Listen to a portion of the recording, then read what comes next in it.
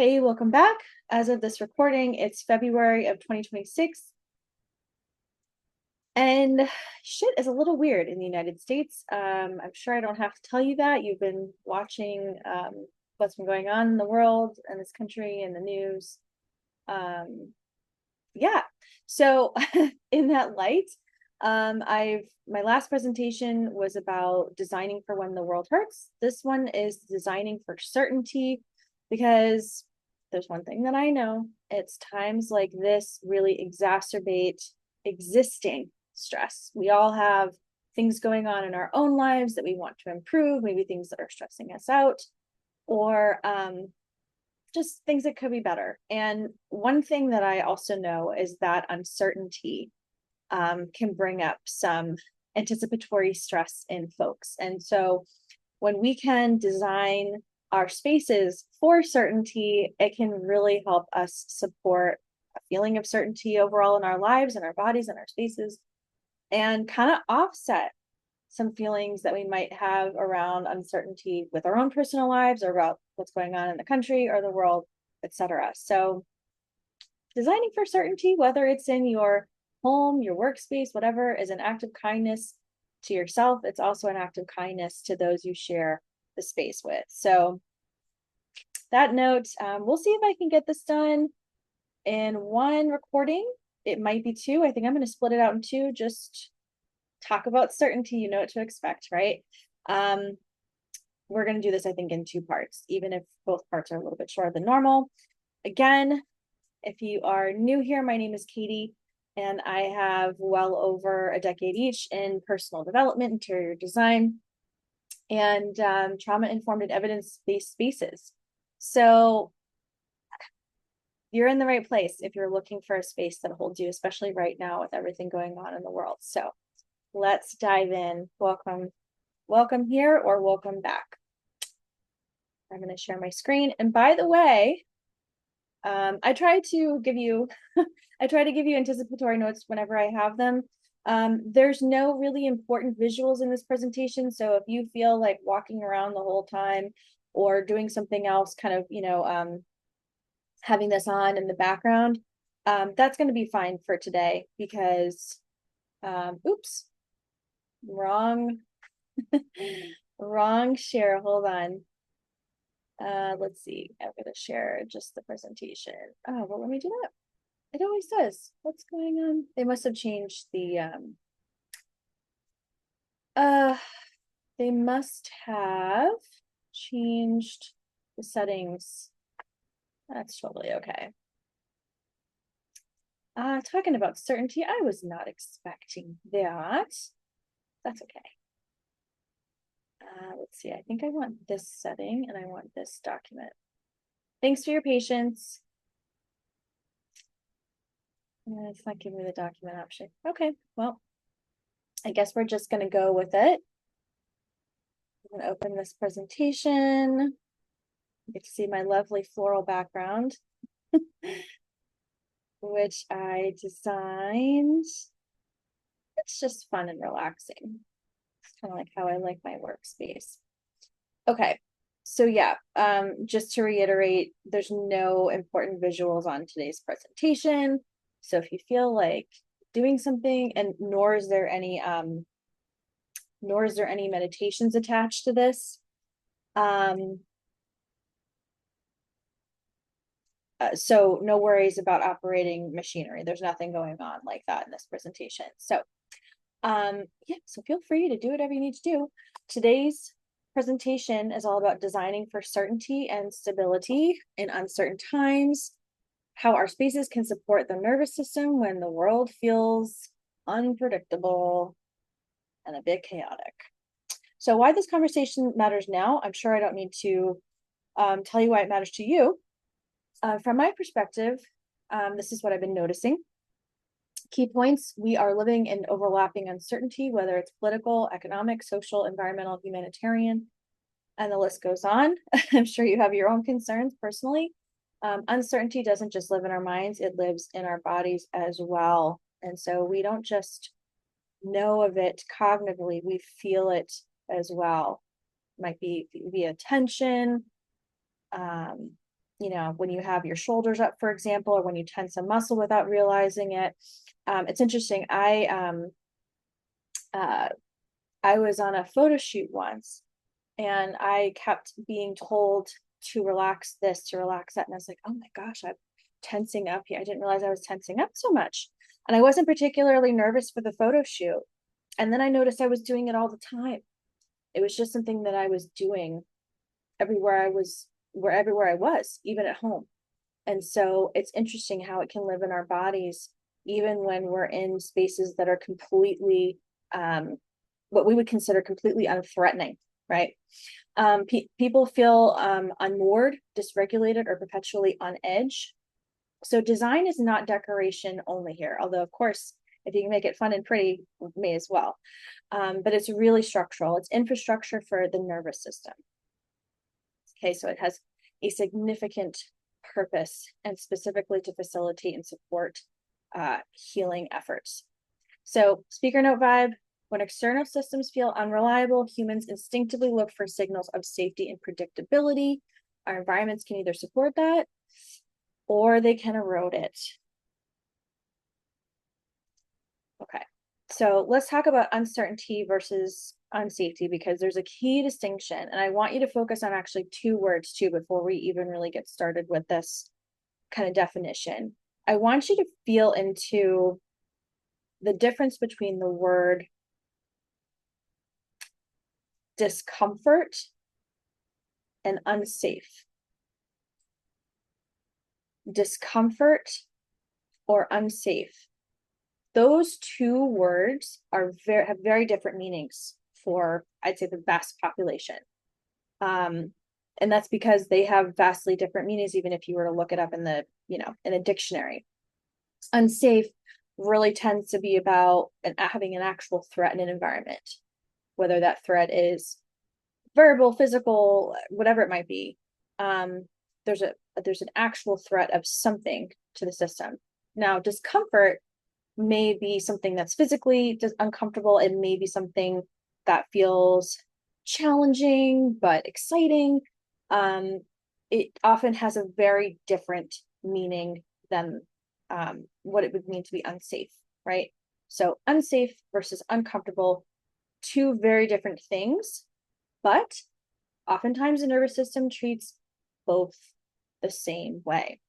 So this ambiguity requires more cognitive and emotional energy to process. So I would offer you this concept of frenemies. There was a lady who was talking about this years and years ago, and this information really stuck with me, and I applied it to some of my workings and research. And she was speaking about, and I will try to find this reference and stick it under the video for this, if I can find it. It is a bit of an old reference at this point, but it's still really applicable today. She was speaking about how we tend to really get overwhelmed and stimulated about the three different concepts. We've got friends, we've got frenemies, and we've got enemies. Three different concepts of social relationships, and where you've got a friend and you're certain about that friend. You've got the enemy and you're certain about that enemy. But what frenemies are is really, it's a conflict, right? Are they friends? Are they enemies? We kind of don't know. We haven't been able to pinpoint that yet. There's some question. And I would also offer you that if you think someone's a frenemy, they're an enemy. And I'm sure you probably, if you've had this experience before, I'm sure you've probably come to the similar conclusion. I would just offer that trusting your intuition is the best thing you can do. And if there's a question or a flag, that the intuition and that flag are probably right. So the difference being, we have the concept of friends, the concept of enemies. And even though we kind of lump enemies in a bad category, the nice thing about an enemy is you know where they stand with you.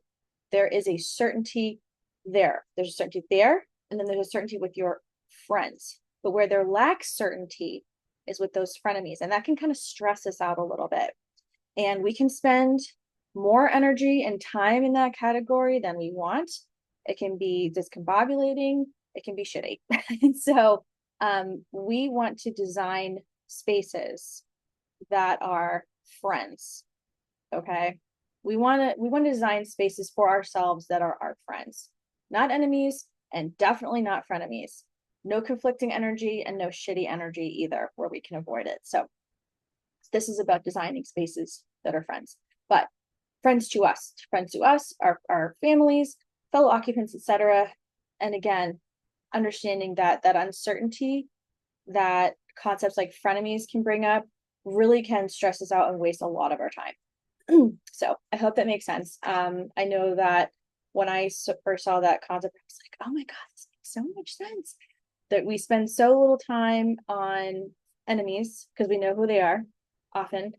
We spend a good amount of time on friends, awesome, but we spend way too much time on frenemies because there's so much uncertainty. We're trying to figure that out, and it's discombobulating, and it so does not need to exist. Okay, so when it comes to chronic ambiguity, that can lead to vigilance, fatigue, and collapse cycles. And again, that can be kind of what happens when we deal with the concept of frenemies. Ambiguity kind of sucks. And so, but it exists in life.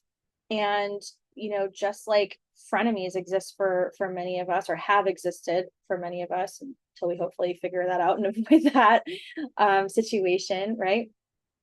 It's still the case that life is full of ambiguity, whether we like it or not. It could be something as simple as being in nature and not having a clear path. I don't know if you're watching this and you enjoy a good hike, but I certainly do. I am an avid hiker, and it can be a little bit unnerving when there's maybe something on a trail that isn't clearly pointing you in the right direction. You're like, oh, where am I supposed to go? Or did I already get off track? Where am I? Right? So that can be a little bit stressful, and it can waste some time, right? All that time you could have spent moving along on the trail, maybe looking at some things you actually want to see, actually spending time being lost. And hey, being lost isn't always a bad thing, but when you're in the middle of the woods, it can be a little stressful. Yeah. We can't control the world, what happens in nature, or God forbid, we have the occasional frenemy, but we can control some of our inputs. And I believe we absolutely should take the reins on whatever we can. Stability doesn't come from certainty about the future. It comes from reliable signals in the present. Again, we are never going to be able to be certain about anything. That is actually a beautiful thing about life, is the uncertainty. The rest of the book that hasn't been written yet. But it can also stress us out, right? So let's just try to do what we can with what we have. Make it as reliable and stable as possible. Okay, so the role of space in regulation. Key points. Your body is always scanning your environment for cues. Always, always, always, always. The subconscious is like, whew, it's like an infinite system of information data gathering, which is why if you've ever had the experience, and I know I've had this experience many times, your intuition gets a sense before you get a sense of something cognitively. Just kind of think about that to yourself for a second. Have you ever had that experience? I know I've had that experience. I know many people who have too, where it's like, how did I just know that intuitively? I got that intuitive hit way before I understood something cognitively, or way before I got the kind of final proven logistical verdict, right? And I believe that is because our subconscious is always picking up on cues. Our body's always scanning our environment for cues. And so it's this constant interaction we have between our body and our senses, and what many of us call our intuition and our subconscious as well, for that information. So it's this constant back and forth between our environments and our bodies. And so we want to create quality environments as much as we possibly can. So light, sound, layout, visual noise, and pathways all send messages. And we obviously, send messages back through our body language and such. And how do we respond to those environments?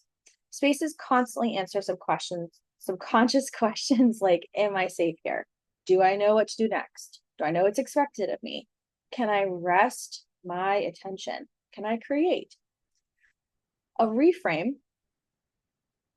Design is a conversation with your nervous system, not a Pinterest board. So as I just said a little bit earlier here, we are having a constant back and forth with our environments. And so, hey, I'm not shitting on Pinterest. I love a good Pinterest board. In fact, I'm on there. If you're not already following me, I post occasionally, not super duper active, but I am on there and I do post the occasional cute pin. As much as I love Pinterest, it's not the full thing that you need to help you design your space. You can always get some tips there, get some inspo and some design ideas, but your space is just so much more holistic than that. So great place to gather ideas. But again, when you consider your individual space, there's plenty of things that Pinterest is not going to know about your layout, about what you specifically have, what all of your goals and dreams are. So it's a great place to collect information, again, get some inspo, gather some ideas, but not the full thing that you need to design your space, especially designing your space for regulation, for healing, etc. I just want to reiterate that I love Pinterest. Okay. So what does certainty mean in space? Certainty is not rigidity. Okay. The last thing we want to do is create boring, too predictable spaces. Okay. We're not here for that. Spaces are meant to be lived in. So movement is good, even a touch of chaos. I mean, shoot, you might have, for example, like your kids running in through the front door with muddy shoes. Obviously, that's not ideal, but also, these are beautiful moments that we, someday reflect on, with our families and our homes and our kids and whatnot. So, yeah, every once in a while, a touch of chaos can actually create a beautiful memory or an anecdote to share later with friends, family, or just memory creating. So I would argue that, certainty to some extent is great, but movement and allowing for life to be lived in a space and even a dash of chaos is good too.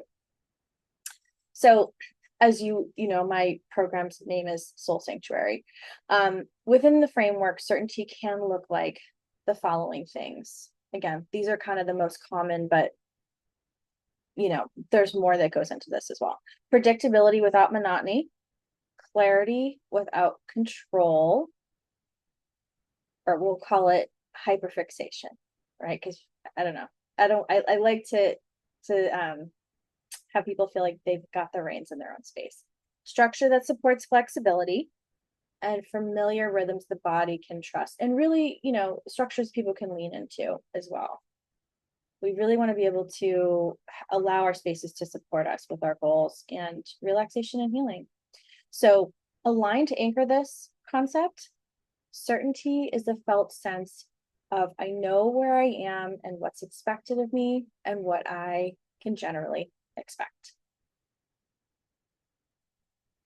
So certainty framework, quick overview. These are, again, kind of 5-ish main things we can focus on. Legibility, rhythm, anchors, boundaries, and repair. So we'll get into a little bit of each so we can understand how we can start to bring this into our space. Okay, so legibility is effectively, can your space be read? So key points, clear pathways, reduce cognitive load. Again, you're able to read this space because you're able to see through some layers of it that allow you to get to the next step, the next pace, and kind of track what's going on in your environment, but not needing to necessarily see everything, just the next step. So obvious next steps calm the system. It gives you that sense of certainty without overwhelm, right? We don't need to know what the whole space looks like at every given moment. That would be too much information. Visual clutter increases decision fatigue. So we want to limit that, but also leave some items in the space that create interest and engage our senses in a positive way. Undefined zones create low grade stress. So when you've got ambiguity in a space or in a zone, your body is trying to figure out, like, what do I do with this? Like, what, it's trying to create definitions where they don't already exist. And that can put stress on the system where it just doesn't need to be. So some examples, clear work zones versus everything everywhere. But of course, some cute tchotchkes on your desk or whatever it is that brings you some fun and joy in your work. Furniture placement and wayfinding that implies or states use. So when I say states use, wayfinding may actually literally tell you where to go. So when we talk about signage, that's a perfect example. Furniture placement may subtly imply use. It's like, oh, I see that that chair has the proportions that match a body type that is sitting in space. I am going to sit there, right? Like the environment is speaking to us in such a way. It's like, oh, my body belongs over there, right? And it creates a sense of belonging for us too, which is really cool. But when I talk about stating the use, wayfinding can imply through like, you know, patterning and walkways and such, or it can actually state it through signage, as I just mentioned. Like, hey, room 401, take a left. That's a literal statement, right? So it can be literal, it can be suggestive, and our body knows its proportions. It knows what it's supposed to do in space. It sees a piece of furniture and goes, oh, hey, I can sit over there.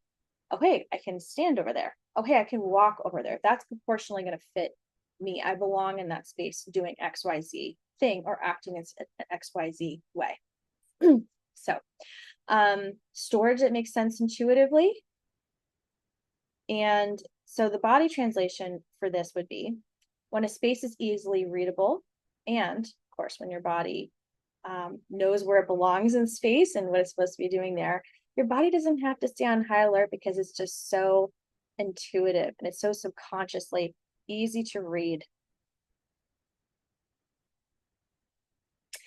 Okay, pillar 2, and then we're going to take a break after this slide and we'll finish this in the next video. Okay, so pillar 2, rhythm, predictable patterns.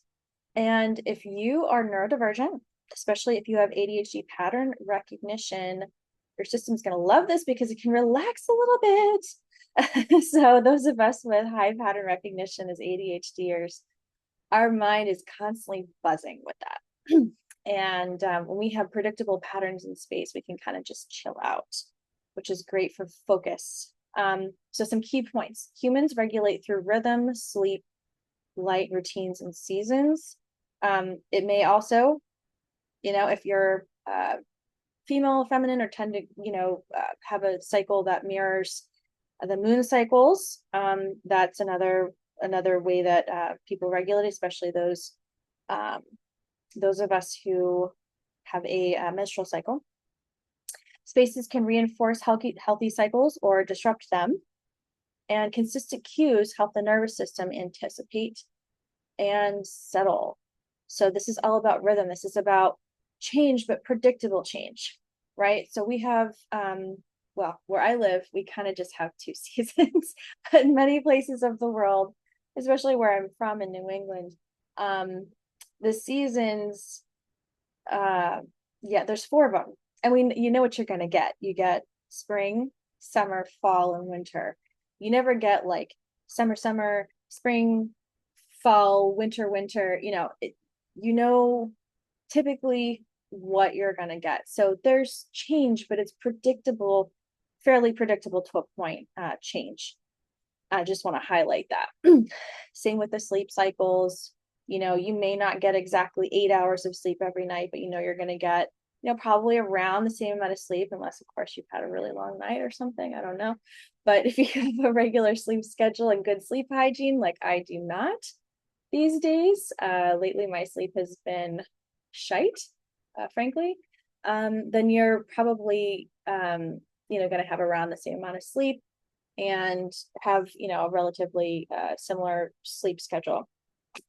So spaces can reinforce healthy cycles or disrupt them. Let's talk about that too. So examples, morning light rituals. So for example, some people, when they get up in the morning, want to open the blinds, get some natural light in, get that circadian rhythm going, reinforcing natural light in the system, which can definitely support some good things happening in the body there. And then end of day spatial shutdowns. It might be that you decide to end the day with a certain type of, series of self-care rituals, and you set up your space in such a way that it supports the ease of those rituals getting done in sequence, etc. People have their bathrooms set up in such a way where things like toiletries are easy to access or out in the open. You might have like pill jars, or those little cases that people put them in, Sunday through Saturday with whatever. So you can space those out appropriately, right? So everyone having a having rituals, again, that they might be different from day to day or hour to hour, whatever it is, but you generally speaking have a sequence and some change a little bit here and there, but you have kind of an anticipated cycle happening. And then weekly reset zones. I don't know about you, but I have one of these in my calendar, and that is for me to check in with myself and to see, okay, did I get my goals done? What's left? For me, I don't remember the last time I got everything done that I wanted to in a week. And I also have very ambitious goals. So I know if you're watching this, you probably do as well. I can't actually remember the last time. Can't remember the last time I finished up a week and went, wow, I got everything done that I wanted to. There's always something. One thing I'll also mention here that isn't in this slide particularly is having really good sleep hygiene with regard to trying to keep technology out of your bedroom as much as possible. I know that isn't always ideal or even feasible or even enjoyable. Some people like to settle down with a TV in bed at night, right? But maybe you don't need to have your phone. Maybe you can have a lighting setting that's really conducive to sleep, or blackout shades, right? The technology in the bedroom can be disruptive to sleeping. So just from a space standpoint, and also I'll just say that a lot of feng shui practitioners will mention this too, try to keep technology out of the bedroom. It can hinder sleepy time. It can also hinder other activities that happen in the bedroom. So just saying, that is something I recommend just reviewing, seeing if you can pare down or remove it, like whenever possible. So seasonal things. I will mention too, if you are a person who has a menstrual cycle or feels that their body regulates through rhythm based on moon cycles, I will tell you, I know that there are certain times of the month that I am just on power mode. And there are some times of the month where I'm like, I've got work to do, and I'll do it, but I may not be as excited about it at all as I was during the other part of the month. And I notice and track that. And, the work always gets done, but it's just a very different feeling. And I would say a huge uptick in tendency for productivity certain times of the month, and certain, more, strategic downshift other points of the month as well. And all of that is good and well, if it works for you. So just want to mention that as well. If it's helpful, and let me know. I was thinking about actually doing a video on designing to align with the moon cycles or other types of cyclical ways of tracking time and space and activities and changes. And if you find that would be helpful, let me know in the comments, because I was thinking about doing that, and I would love to hear your feedback on it. So that concludes. Oh, it's still not working. Bummer. You can't see my face, but you can hear me. That concludes part 1 of this presentation. I'm going to come back in a little bit, a few days, and we'll do part 2. And I look forward to connecting with you again, talking about designing for certainty and wrapping up that combo.